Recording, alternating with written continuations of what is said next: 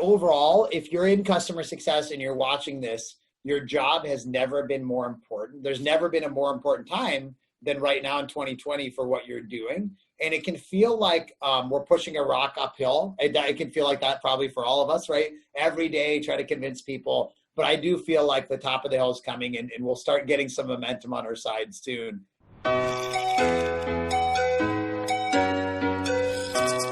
Before we start, I'd like to remind everyone, subscribe to our YouTube channel for all the great videos that we produce on customer success. Hello, my customer success friends. Irit Ezops here for CSM Practice, the customer success consulting firm.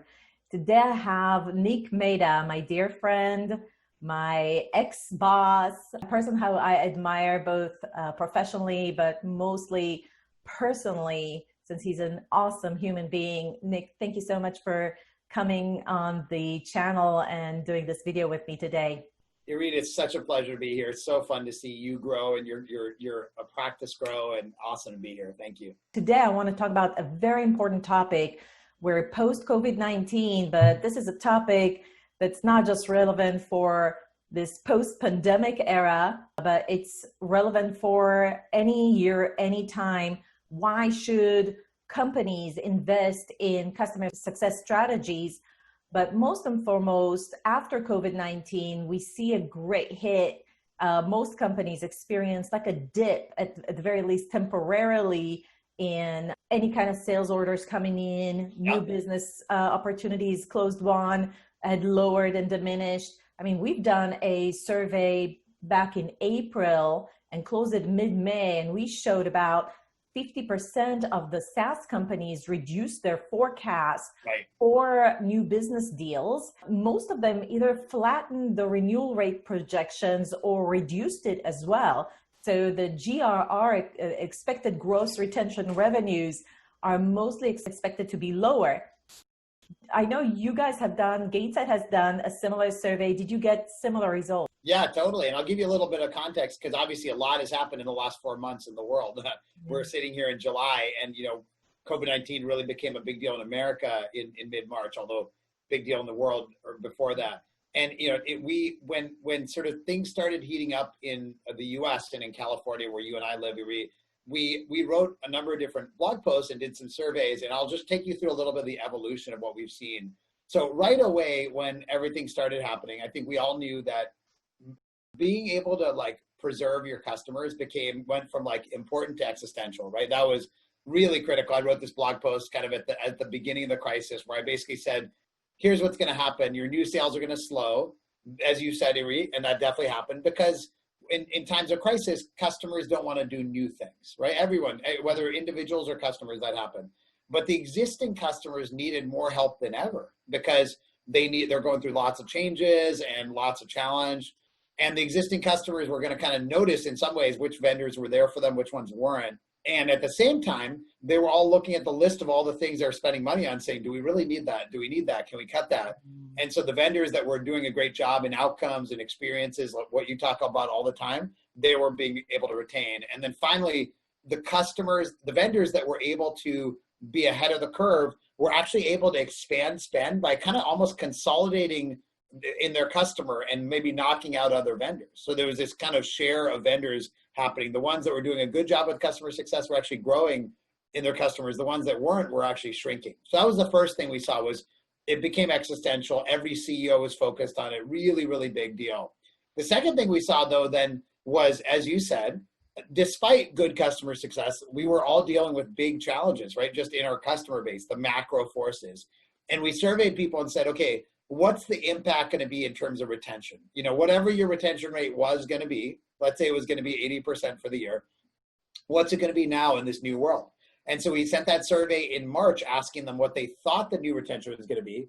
And then again, at the end of May, when we had some more data, what are you actually seeing? And so the bottom line, and this is all detailed in our blog post, was everyone was seeing an uptick in churn, right? Everyone across the board, whether you sold to small companies or big ones, whether you sold in multiple verticals or one vertical.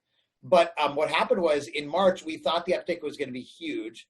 And it turned out in May, it's still a big uptick, but not as big as it would have been, not as big as we thought it was going to be. And so the data is all in the blog post, but enterprise-oriented companies thought there might be a uptick anywhere from 6 to 10 percentage points, and they were seeing more like 3 to 5 percentage points in May.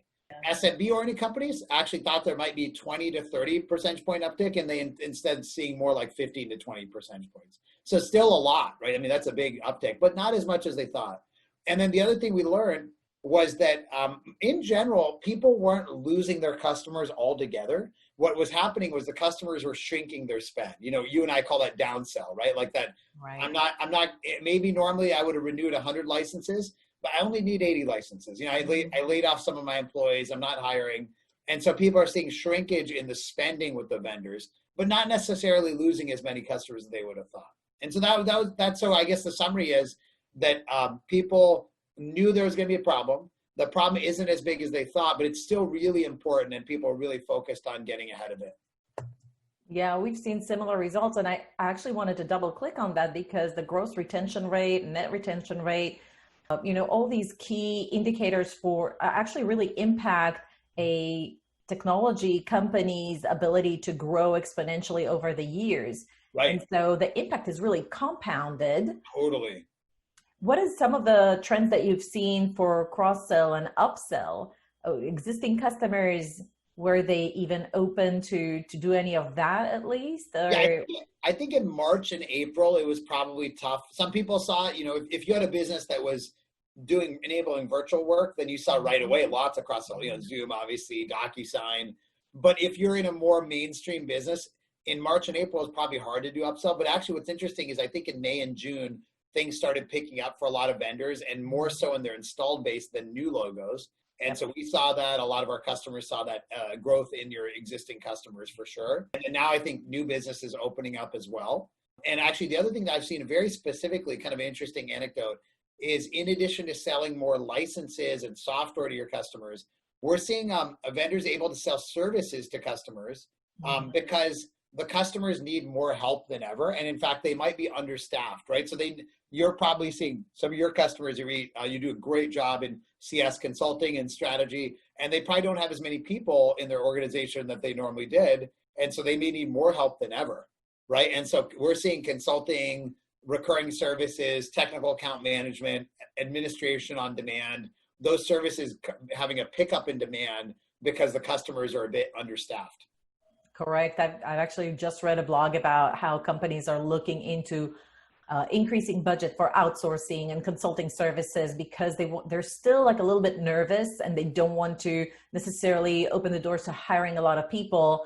And it's much easier to manage a temporary workforce otherwise. Absolutely. Yeah. People are worried about the fact that things could get worse again, right? We all know that in America and probably globally. Yeah. And so therefore they're really reluctant to hire a lot of people. That's the underlying dynamic. Mm-hmm. And I think the things they're looking for are either technology to help them scale and automation and all that, and or services to help them scale in a more agile fashion. I think those are the two things. Well, one of the things that we've noted in our surveys that about 25% of the respondents said that a positive impact on new pipeline conversions. I think those were the ones that happened to be in the right industry that was actually booming during COVID. Right. 19% said there was absolutely no change in their pipeline. Lucky them.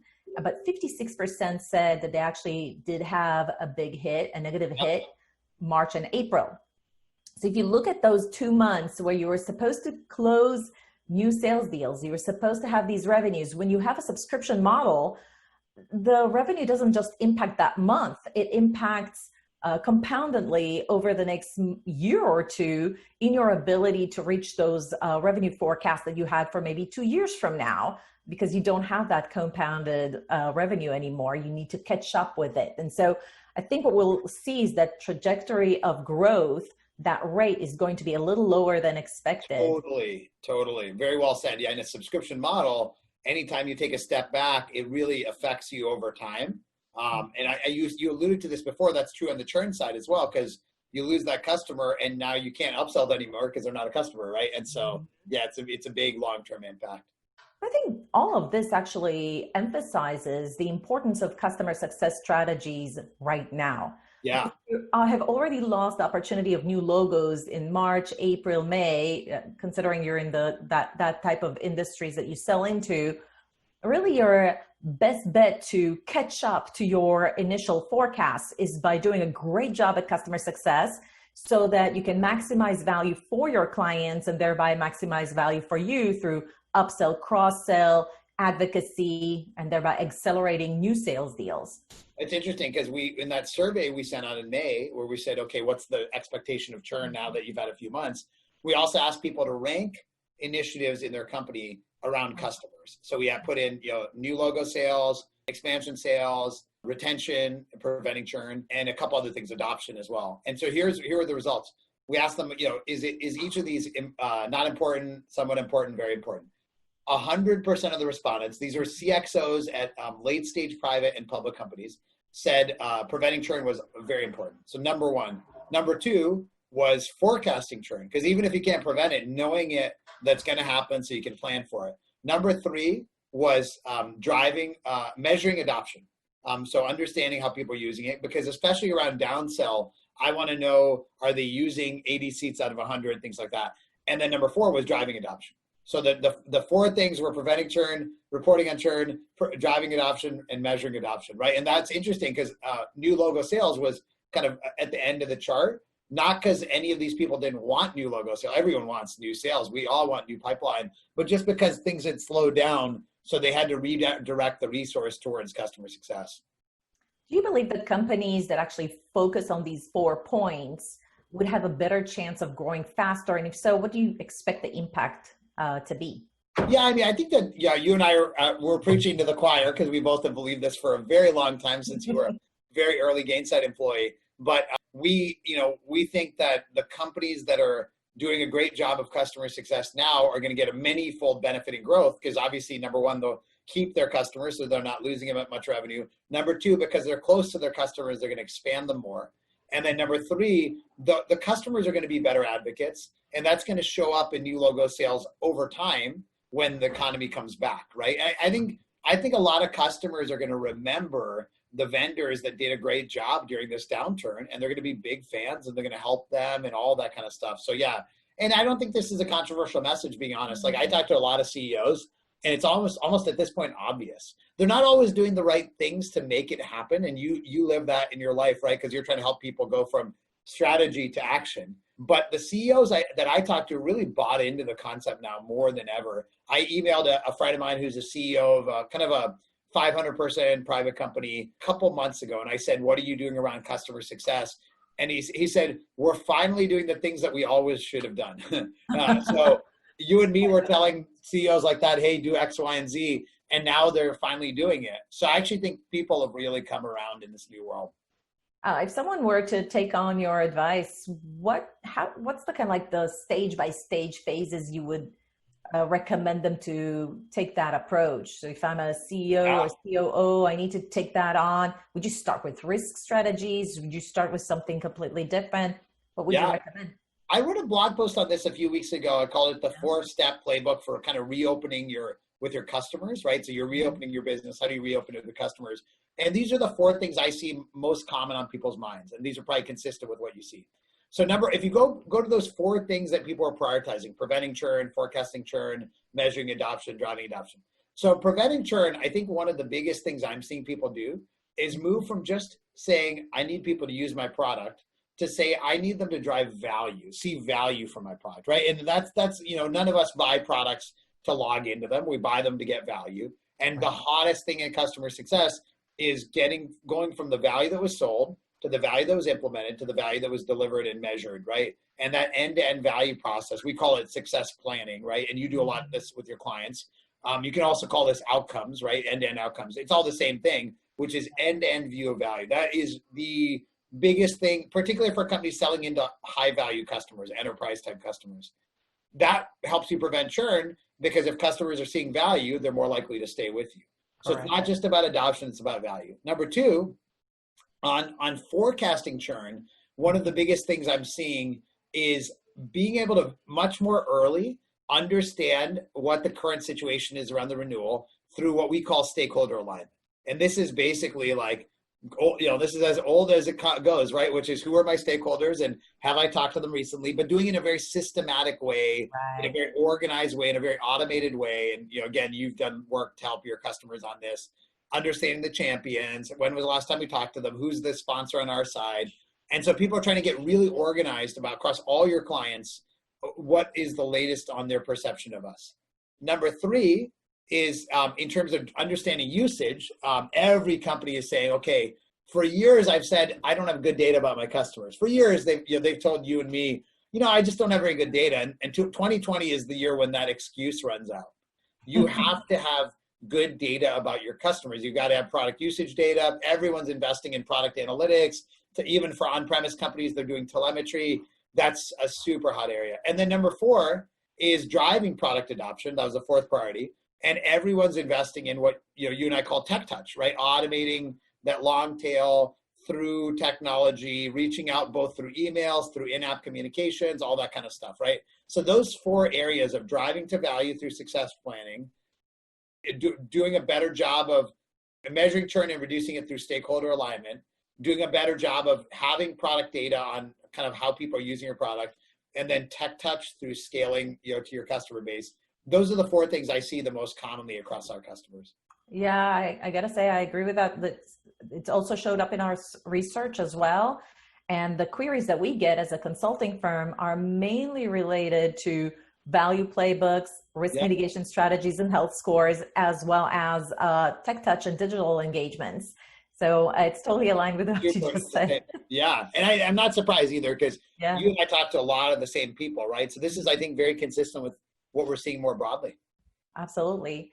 Another thing that showed up from our surveys that about 16% of the companies are actually planning on let customer success managers go or shrink that team or completely close that team.